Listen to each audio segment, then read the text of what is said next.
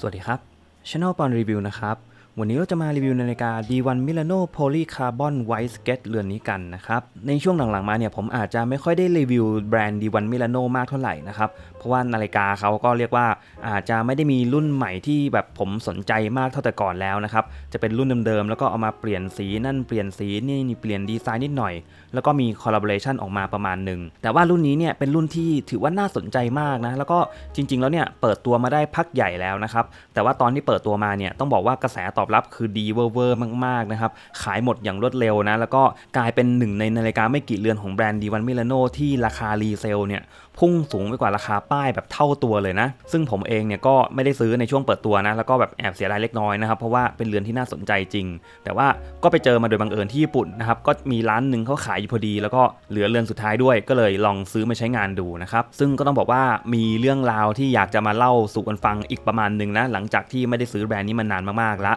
ก็มาดูดีเทลกันเลยดีกว่านะอันดับแรกนะครับคือเรื่องของดีไซน์ของเรือนี้ก่อนคือดีไซน์เนี่ยต้องบอกว่าเป็นหนึ่งในดีไซน์ที่ดูยูนิคแล้วก็มีเอกลักษณ์มากๆนะครับหลายๆคนเห็นปั๊บเนี่ยก็พอจะนึกออกแล้วละว่ามันมาจากดีไซน์ของการสเก็ตรูปภาพหรือว่าการวาดภาพนั่นเองนะซึ่งล่าสุดเนี่ยทาง G-Shock เขาก็เอาไปทำกับ GA 2001แล้วนะครับแล้วก็ราคารีเซลคูณ2เหมือนกันเลยนะครับคือแบบเรื่องราวเดียวกันเลยอ่ะเป็นสไตล์สเก็ตเหมือนกันแล้วก็คนตอบรับดีมากๆเหมือนกั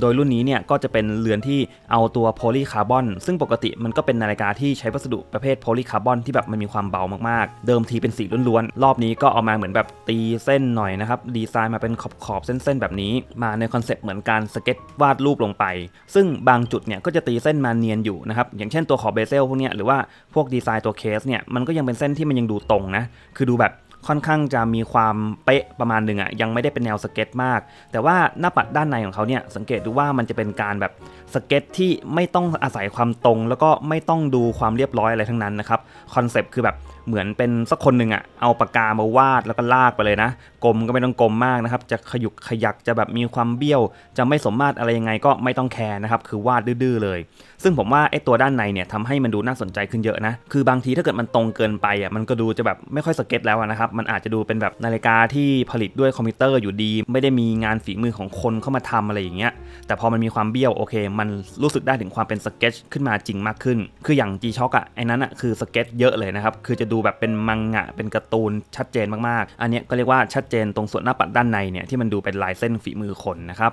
บแล้วก็ตัวเข็มชั่วโมงเข็มนาทีนะครับก็จะเป็นเข็มสีขาวแล้วก็มีตีขอบสีดำมาด้วยบางๆเลยแล้วก็ตัวสีขาวด้านในเนี่ยอันนี้ไม่มีรูมนะเรือนนี้คือดูเวลาในที่มืดก็ไม่ได้จะมีส่วนไหนเรืองแสงขึ้นมานะครับแต่ว่าก็โอเคนะเพราะว่าสีขาวล้วนแบบนี้มันก็ค่อนข้างจะดูได้บ้างอยู่แล้วถ้ามันไม่มืดมากจนเกินไปส่วนกระจกเป็นมิเนอรัลคริสตัลที่ตัดแสงมาดีเวอร์มากๆนะครับคือผมชอบมากเลยเพราะว่ามันดูเคลียร์มากแล้วก็เห็นหน้าปัดด้านในมันดูเป็นการ์ตูนมากจริงๆอ่ะคือถ้าเกิดมันตัดแสงมาไม่ดีอ่ะมันจะดูแบบมีความเป็นนาฬิกาอยู่ประมาณนึงเป็นนาฬิกาจริงจังแต่อันเนี้ยคือต้องหมุนเจอแสงเต็มๆถึงจะเห็นว่าเป็นริ้วม่วงๆสะท้อนเข้ามาแบบนี้นะครับแต่ว่าโดยสภาพปกติทั่วไปนะโอ้โหเคลียร์มากอย่างเงี้ยเพื่อนๆลองดูนะคือดูคลีนดูสะอาดสะอ้านมากๆส่วนเม็ดมะยมเนี่ยก็มาเป็นสีดำมาแบบนี้นะครับตัวเครื่องก็เป็นเครื่องคอร์สปกติเลยนะครับแล้วก็สามารถดึงออกมาทีนึงหมุนตั้งเวลาได้ง่ายๆเลยแบบนี้นะไม่ได้มีฟังก์ชันอะไรซับซ้อนแล้วก็รอบๆเนี่ยผมเสียดายตรงนี้นิดนึงนะคือผมอยากให้เขาแบบมีการเติมเส้นสีดำตรงด้านข้างตัวเคสมาด้วยอ่ะคือด้านบนมันโอเคละแต่ผมว่าตรงเนี้ยมันดูคลีนเกินไปอ่ะไอ้ข้อตรงเนี้ยผมไม่ซีเรียสนะอันนี้ไม่มีก็ได้นะครับเพราะว่าพื้นที่มันเล็กละแต่ว่าข้างๆเนี่ยอยากให้แบบวิ่งเป็นเส้นมาอีกสักเส้นหนึ่งนะครับตีเป็นกรอบนิดหน่อยผมว่าน่าจะดูเนียนตาแล้วก็ดูแบบ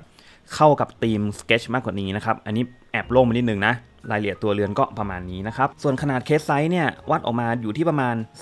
39.6 มิลเท่านั้นนะครับจริงๆตามหน้าเว็บเขาเนี่ยเขาจะบอกว่าเป็น 40.5 มิลนะซึ่งมันจะเป็น 40.5 ถ้าเกิดเราวัดแบบเอียงๆแบบเนี้ยนะครับคือวัดจากตัวขอบตรงเนี้ยมาสู่ขอบตรงนี้นะครับแต่ว่าในความเป็นจริงก็วัดแบบซ้ายไปขวาก็ได้นะผมว่ามันก็เป็นไซส์ที่มันดูใกล้เคียงความเป็นจริงมากกว่าดังนั้นไซส์เนี่ยไม่ได้ใหญ่มากเกินไปเหมือนกับตัวเลขที่เขาโชว์นะครับส่วนความหนา 9 มิลถือว่าบางมากนะแล้วก็ลักทูลักอันเนี้ยเดี๋ยวจะมีประเด็นให้พูดถึงด้วยนะครับอยู่ที่ประมาณ 55.4 อันนี้ส่วนที่ยื่นที่สุดซึ่งเอาจริงมันดูเหมือนจะน่ากลัวมากนะครับเป็นลักทูลักที่ดูกลางมากๆเลยแต่ว่าใส่จริงดีกว่าที่คิดน้ำหนักชั่งออกมาอยู่ที่ 45 กรัมนะครับเบามากๆเลยเบาแบบเป็นนาฬิกาแนวของเล่นเลยเป็นสาเหตุมาจากวัสดุเขาแหละนะครับที่เป็นโพลีคาร์บอนมันก็เหมือนกับว่าเป็นนาฬิกาพลาสติกอะไรประมาณนั้นนะครับอันนี้ฟีลลิ่งจะต่างกับนาฬิกาเหล็กชัดเจนมากแล้วก็วัสดุของเขาเนี่ยมันจะมีการเคลือบด้านมาด้วยนะซึ่งอันเนี้ยหลายๆคนที่ใช้งานมายาวๆนะครับแบบเกิน3 ปี 5 ปีแล้วก็มีการกระแทกนู่นกระแทกนี่ผมเห็นหลายคนนาฬิกาก็มีลอกๆบ้างเหมือนกันนะเพราะว่า texture เคลือบด้านแบบนี้ยังไงระยะยาวมันไม่ได้ทนอยู่แล้วนะครับมันจะเป็นนาฬิกาที่เหมือนแบบเน้นเป็นนาฬิกาแฟชั่นนาฬิกากิมมิคมากกว่านาฬิกาที่จะเก็บสะสมแบบระดับหลาย10 ปีอะไรประมาณนั้นนะอันนี้เป็นเรื่องแรกที่แจ้งกันไว้ก่อนนะครับส่วนฝาหลังก็ปิดทึบมาแบบนี้นะครับแล้วก็มีโลโก้เป็นปากกาเขียนเรื่องสเก็ตมาอะไรแบบนี้นะครับสเปคการกันน้ำก็5 atm นะครับถือว่าโดนน้ำได้แช่น้ำได้นิดหน่อยแต่ห้ามโดนแรงดันนะส่วนบานพับก็ถือว่าทำมาดีมากนะครับบานพับนี่เป็นโลหะนะอันนี้หลายๆคนที่ซีเรียสว่ามันจะไม่แข็งแรงหรือเปล่าเนี่ยอันนี้โอเคมากๆเลยมาลองขึ้นข้อกันเลยดีกว่านะครับคือต้องบอกอย่างนี้นะว่าตอนแรกผมเป็นคนที่ไม่ค่อยได้ซื้อรุ่นตระกูลโพลีคาร์บอนเพราะว่ามันเป็นนาฬิกาที่กลางมากนะครับคือคนข้อมือเล็กจะใส่ไม่ได้เลยแต่ว่าเรือนนี้เนี่ยเหมือนเขาทำให้มันกลางน้อยลงได้ประมาณนึงคือเวลาผมใส่ตอนแรกๆถ้าเป็นรุ่นก่อนๆนะตรงข้อแรกเนี่ยจะแทงมาเยอะมากแล้วมันจะหักเข้ามาแบบนี้เลยนะครับเพื่อนๆคือมันแบบข้อแรกมันขยับไม่ได้เลยแต่ตอนนี้เหมือนข้อแรกเขามีสเปซในการขยับได้ประมาณสัก5 องศา10 องศามากขึ้นกว่าเดิมนะครับดังนั้นเนี่ยทำให้คนข้อมือเล็กแบบผมใส่ได้แล้วนะครับเมื่อก่อนนี่ผมจะไม่แนะนำเลยนะสำหรับคนที่ข้อมือแบบ 5.5 นิ้วหรือไม่เกิน6 นิ้วเนี่ยจะไม่ค่อยเชียร์รุ่นโพลีคาร์บอนเลยเพราะว่ามันต้องคนข้อมือใหญ่จริงๆแต่อันเนี้ยเพื่อนๆลองดูจากด้านข้าง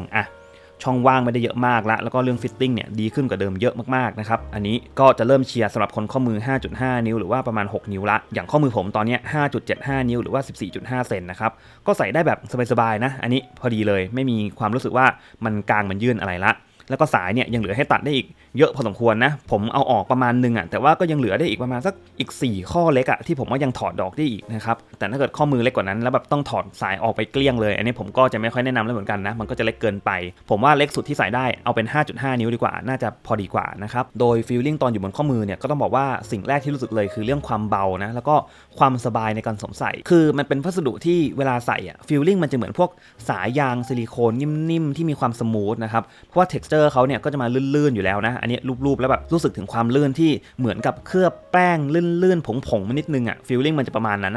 ซึ่งมันรู้สึกดีมากนะเพื่อนๆเวลาเอานิ้วรูปนี่แบบโอ้โหมันฟินมากเลยแล้วก็ texture แบบนี้มันทำให้ความที่มันเป็นดีไซน์สเก็ตมันดูเนียนมากกว่าด้วยคือเพราะว่าเวลาเราสเก็ตรูปภาพหรือว่าเราวาดที่แบบเป็นลายเส้นสีดำลงไปบนกระดาษใช่ไหมครับ texture กระดาษมันก็จะมีความแบบสากๆนิดนึงคือมันสากแต่ว่าเวลาเอานิ้วรูปมันก็ยังรู้สึกว่ามันลื่นอยู่นะมันไม่ได้สากแบบติดนิ้วเหมือนกระดาษทรายนะครับอันเนี้ย texture มันใกล้เคียงกับกระดาษมากๆเลยดังนั้นมันก็เลยเข้ากันได้ดีกับภาพลักษณ์ของการเป็นนาฬิกาแนวสเก็ตด้วยนะครับถือว่า perfect เลยเป็นนาฬิกาที่หน้าตาดูเก๋มากแล้วก็กิมมิคนี่คือแบบจัดเต็มมากๆใครที่อยากได้นาฬิกาที่แบบต้องการความเด่นนะครับแล้วก็ใส่ปั๊บเนี่ยคนเห็นนี่ใครก็ต้องทักแน่นอนนะแล้วก็ได้เล่าเรื่องได้พูดคุยกันไปนะครับผมว่าจะเป็นหนึ่งในเรือนที่สร้างความประทับใจให้กับคนที่ชอบนาฬิกาได้ไม่ยากเลยนะสำหรับเรือนนี้ส่วนเรื่องระยะยาวใส่แล้วมันจะเหลืองไหมอันนี้ผมไม่แน่ใจนะแต่ว่าเท่าที่ลองดูมาเนี่ยมันจะไปทางลอกมากกว่าทางเหลืองนะครับคืออันนี้เดี๋ยวรอดูระยะยาวกันว่าเป็นยังไงนะซึ่งถ้าใครที่อยากได้ตอนนี้ก็อาจจะต้องตามหากันยากหน่อยนะครับ